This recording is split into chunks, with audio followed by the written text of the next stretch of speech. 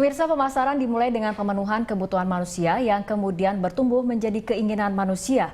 Proses dalam pemenuhan kebutuhan dan keinginan manusia inilah yang menjadi konsep pemasaran. Dalam kurun waktu 20 tahun terakhir, istilah marketing atau pemasaran menjadi begitu penting dan populer. Keberhasilan atau kegagalan suatu bisnis seringkali begitu dipengaruhi oleh seberapa jitu strategi pemasaran yang diterapkan oleh bisnis tersebut. Mengapa demikian? Untuk membahasnya lebih lanjut, saat ini telah hadir di studio Berita 1 Bapak Alvin Andronikus, Marketing General Manager PT Agung Podomoro Land, Febriski Yahya, Putri Wirausaha Kreatif 2012, dan tentunya narasumber tetap kita, Dr. Handito Juwono. Ya, kita langsung ke Pak Handito nih. Pak Handito, mengapa keberhasilan nih ataupun kegagalan suatu bisnis seolah selalu dialamatkan dengan pemasaran? Iya, ini salahnya pemasaran juga itu ya.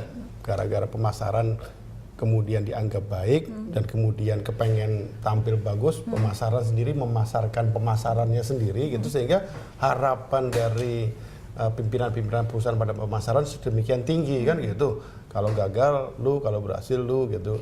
Nah, ini yang gawat ini kalau sudah seperti itu. Kalau sudah seperti itu kemudian seolah-olah pemasaran itu segala-galanya di bisnis. Padahal kan enggak ya.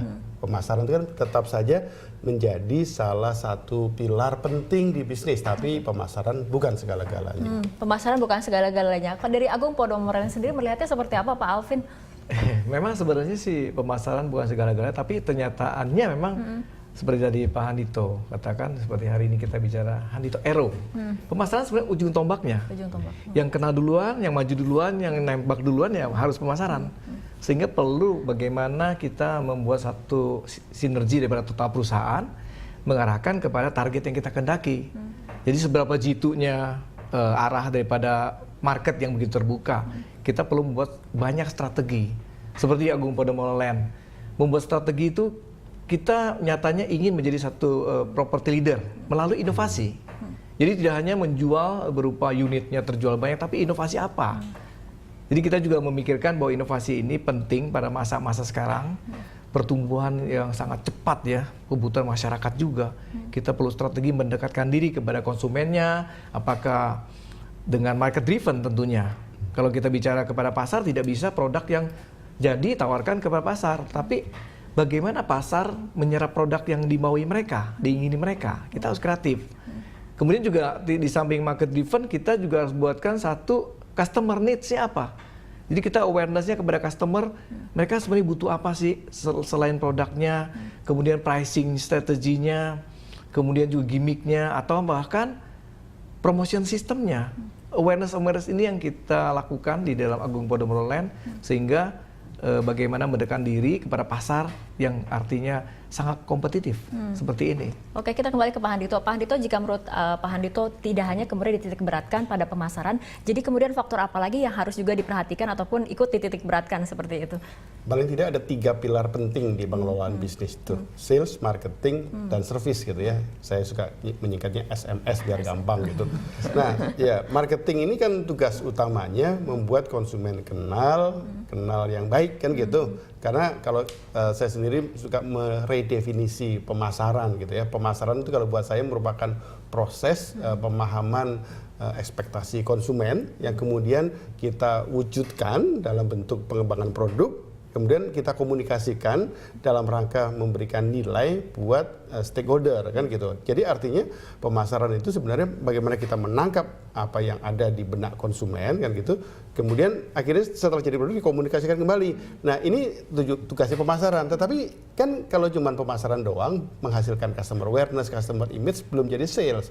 Karenanya perlu ada sales, penjualan kan gitu. Harus ada yang jualan, entah pakai orang, entah pakai, pasti di belakangnya ada orang juga yang menjual pakai telemarketing atau teleselling dan sebagainya, tetap ada orang yang jualan. Nah, marketing ini harus disinergikan dengan sales kan gitu. Nah, tadi Pak Alvin menambah satu lagi yang memang SMS itu service. Service itu dalam konteks perusahaan bisa operation, bisa production. Dalam hal kayak properti, penyediaan tempatnya, pemilihan tempat, pembangunan, layanannya dan sebagainya itu hal yang penting. Jadi sinergi di antara sales, marketing dan service ini jadi penting. Tema kita hari ini memang lebih dititikberatkan pada sales dan marketing karena seringkali antara sales dan marketing ini sering itu berantem berantem, salah-salahan gitu. Ini tugasnya siapa nih, tugas lu, tugas gua. Nah, padahal dua-duanya penting. Iya. Harusnya ada sinergitas ya. Memang harus. Oke, Febri mungkin ada yang ingin ditanyakan?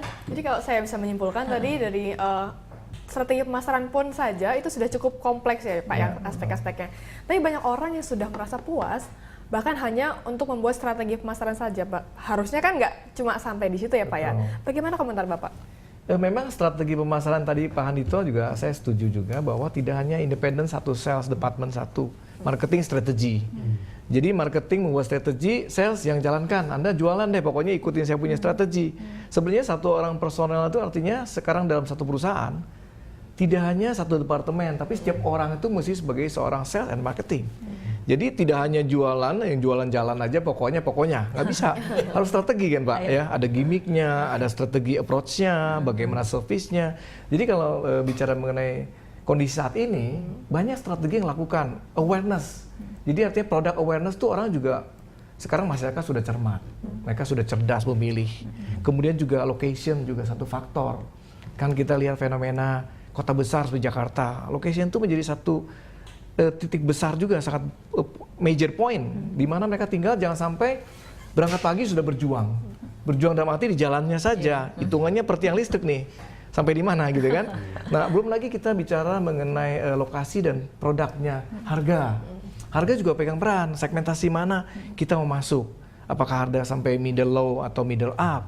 Kemudian juga mereka cara di samping harga kan mereka juga ada sistem pembayaran. Bagaimana bayarnya? Apakah instantly cash, installment? Jadi banyak strategi. Kemudian juga tidak lepas daripada promotion kan Pak. Jadi kita supaya dikenal masyarakat, kita promotion yang artinya ke segmentasi mana kita arahkan. Apakah promotion mulai elektronik, misalnya TV atau radio, atau printing, material dalam arti majalah, koran, apapun ya.